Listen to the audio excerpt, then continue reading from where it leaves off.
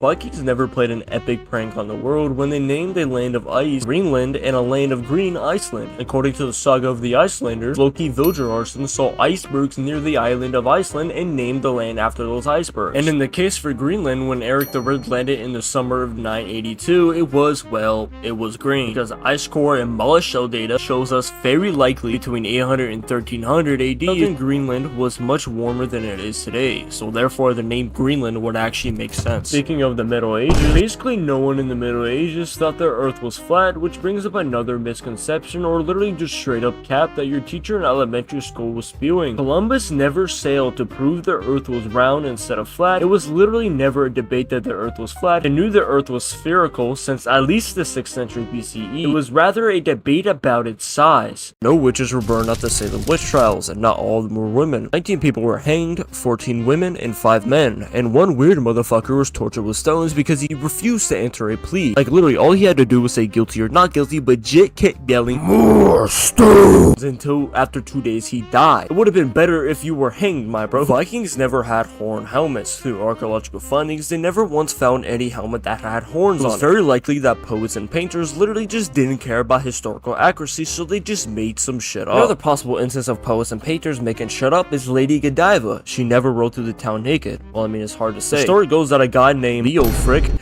the Earl of Mercia, imposed an unfair tax on the citizens, and Lady Godiva opposed his tax, begging him to stop. But fucking Leofric said, "You'll have to ride through Coventry butt-ass naked before I can change my ways." So she did. But there is no evidence except for a story that came out 100 years after Lady Godiva's death by Roger of Windover, which she was notoriously known for being off the fucking Zaw. Hitler did not invent the Autobahn, and Mussolini did not make trains run on time. Plans for the Autobahn date back to 1920, and the project began being built in 1929. When Hitler came to power in 1933, he continued to build upon it and claimed the Autobahn was his. But to his credit, he saw the uselessness of an Autobahn because barely anyone in Germany at the time owned a car, so he provided a small car called the People's Car, which directly translates to Volkswagen, which, as you know, is still around today. As for Mussolini, the repair work for the trains to make them run on time was completed way before Mussolini came in power in 1922. A very common trait that makes all dictators is the use of heavy propaganda that plagued the mind of the people of the time and still does to this day, exemplified throughout the continuous "Well, they did bad stuff, but at least they did." Doesn't matter what they did, they killed 20 million people. George Washington Carver did not invent peanut butter. Rather, it was around for centuries before him. Peanut butter can be traced back to the Incas and Aztecs who roasted peanuts into a paste. That doesn't make George Washington Carver not the peanut man though, because he did discover over 300 uses for peanuts, like in chili sauce and in glue. George Beck never invented the potato chip. After a customer, sometimes referred to as Cornelius Vanderbilt, complained about how his chips were cut too thick, a frustrated George cut them as thin as possible and threw them into a fire, making the chip that we know today. But this is only a legend and can be neither confirmed nor denied, but what is certain is that recipes for potato chips appeared in cookbooks in William Keshner's A Cook's Oracle from 1822, 2 years before Speck was even born. However, Speck did popularize the Saratoga chip, which launched potato chips into the atmosphere. Humans don't only have 5 senses, they have countless senses, including the sense of time, balance, temperature, pain, direction, etc. 5-sense myth goes back to Aristotle's Dianyma, which translates to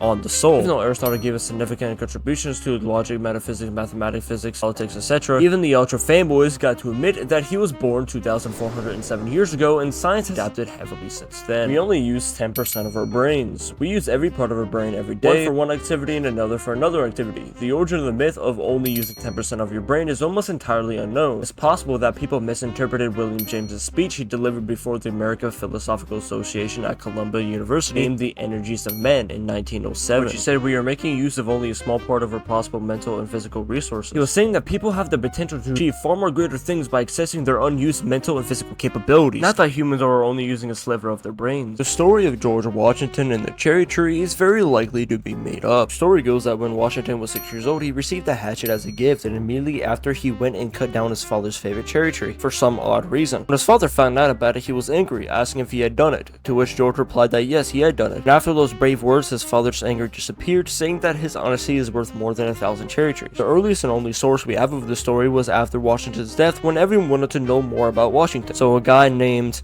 Pearson Weem wanted to fulfill that demand, so he wrote, well, The Life of Washington. The cherry tree story first appeared on the 5th edition of that book, with his only source being some Yankee-ass old lady on the street that claimed to know the family of Washington. Not the most reliable source.